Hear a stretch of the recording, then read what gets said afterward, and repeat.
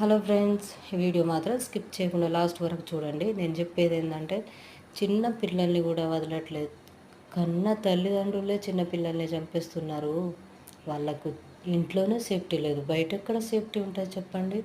ఒకరిని చూసి ఒకరు, ఒకరిని చూసి ఒకరు, రోజు రోజుకి హత్యలు పెరుగుతున్నాయి కానీ తగ్గట్లేదమ్మా. చిన్న పిల్లల్ని చంపేస్తున్నారు, లేకపోతే అమ్మాయిలను, చిన్న పాపలను చంపేస్తున్నారు. గ్యాంగ్ రేపులమ్మ. చిన్న పిల్లల్ని కూడా వదలట్లేదు.